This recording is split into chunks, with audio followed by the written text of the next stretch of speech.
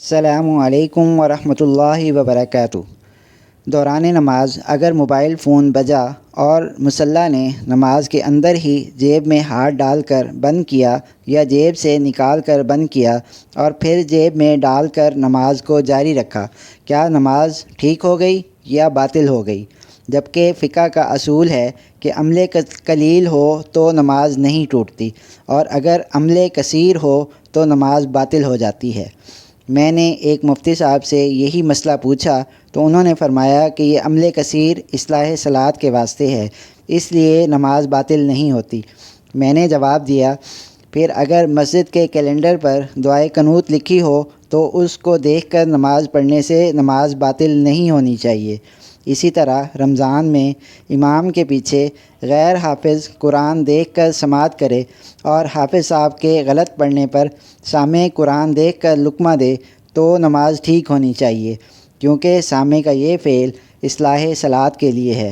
اسی طرح ہمارے ہاں جنازہ گاہ میں بڑی بڑی تختیاں بنوا کر ان پر نماز جنازہ کی دعائیں لکھی ہوتی ہیں، پھر اکثر لوگوں کو نماز جنازہ کی دعا نہیں یاد ہوتی، پھر وہ لوگ بھی بورڈ پر دیکھ کر دعائیں نماز کے اندر پڑھ لیا کریں، تو یہ جائز ہونا چاہیے۔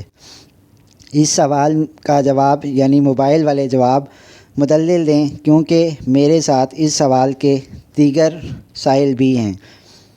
مسجد میں داخل ہونے سے پہلے موبائل فون بند کر دینا چاہیے، یا کم از کم اس کی گھنٹی بند کر دی جائے تاکہ دوران نماز تشویش کا باعث نہ ہو۔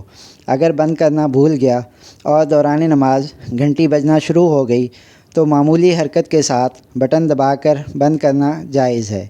اکثر موبائلوں میں یہ سہولت موجود ہوتی ہے کہ اس کا کوئی بھی بٹن دبا دیا جائے تو گھنٹی بند ہو جاتی ہے، لہٰذا اس کے لیے عمل کثیر کی ضرورت بھی نہیں پڑے گی، جو کہ مفسد صلاۃ ہے۔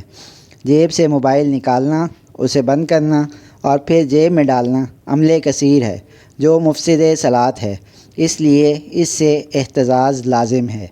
باقی سوال میں مذکور تمام صورتوں میں تعلم اور تلقن میں من الغیر لازم آ رہا ہے، یعنی نمازی غیر نمازی کا اتباع کر رہا ہے، جس کو فقہائے کرام مفسد صلاۃ شمار کرتے ہیں، لہٰذا ان سے نماز فاسد ہو جاتی ہے۔